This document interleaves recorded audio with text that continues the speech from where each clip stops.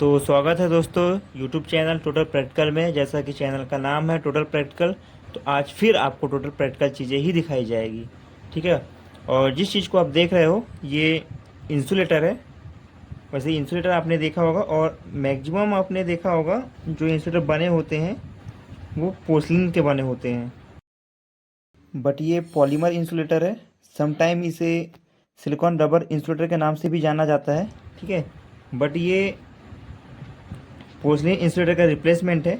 ठीक है। और ये किस टाइप का है, तो ये देखिए ये ग्रुप बना हुआ है। इसका मतलब ये किस टाइप का हो गया, ये पिन टाइप इंसुलेटर हो गया। ठीक है।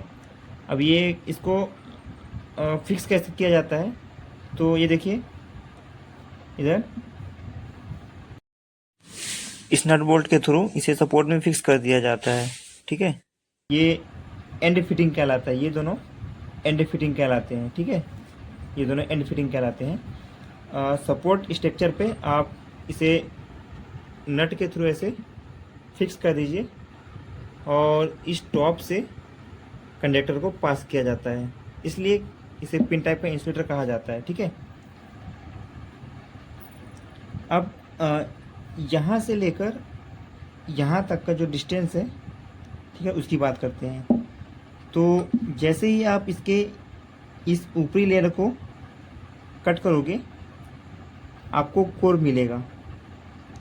ठीक है। वो कोर किसका बना होता है, FRP रॉड का, यानी कि फाइबर रेनफोर्स्ड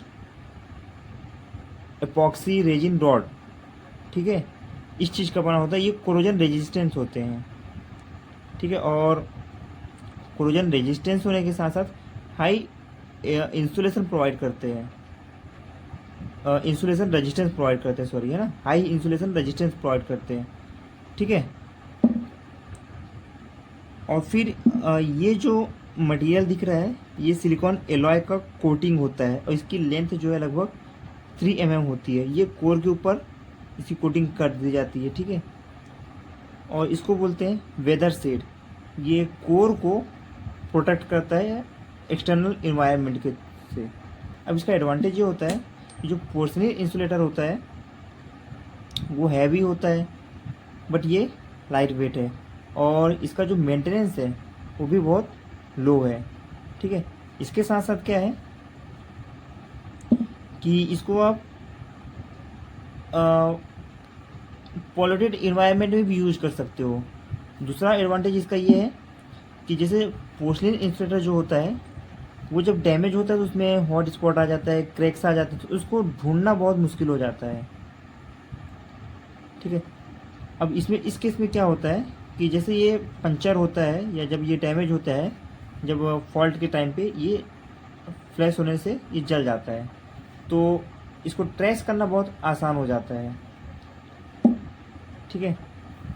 अब चूंकि ये जो ये पिन टाइप का इंसुलेटर है ये 11 kV का है और 5 किलो न्यूटन इसका टेंसाइल स्ट्रेंथ है।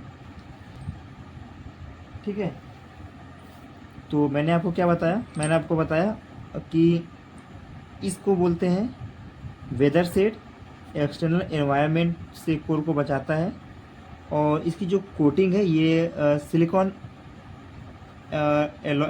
रबर है। ठीक है। सिलिकॉन एलॉय या सिलिकॉन रबर, इसकी जो थिकनेस होती है वो 3 mm की होती है। जब आप इस पार्ट को कट करोगे 3 mm से नीचे आप पाओगे कोर को। ठीक है। वो कोर किसका बना होता है, FRP रॉड का, यानी कि fibre reinforced epoxy resin rod का बना होता है। इसका इंसुलेशन रेजिस्टेंस हाई होता है और ये कहलाता है क्रीपेज डिस्टेंस, सॉरी, यहाँ तक का डिस्टेंस कहलाता है, देखा ना, यहाँ तक का डिस्टेंस कहलाता है, ये टोटल डिस्टेंस कहलाता है क्रीपेज डिस्टेंस। और ये है 320 mm, इसका जो डिस्टेंस है वो है 320 mm। ठीक है। तो मैंने आपको इसका एडवांटेज भी बताया कि इसका लाइट वेट है और इसमें इसको ट्रेस कर पाना बहुत आसान है और इसका मेंटेनेंस बहुत हम कह सकते हैं इसमें जो मेंटेनेंस की जरूरत पड़ती है एकदम ना के बराबर है। ठीक है। एक्सटर्नल पॉल्यूटेड एरिया में भी इसको यूज़ कर सकते हैं। ठीक है, तो ये सब इसके एडवांटेज होते हैं। और इसका जो ये मेटल फिटिंग है ना, ये कोरोजन रेजिस्टेंस होना चाहिए, इसलिए इसका जो ये मेटल फिटिंग है ये बनाया जाता है कास्ट आयरन का।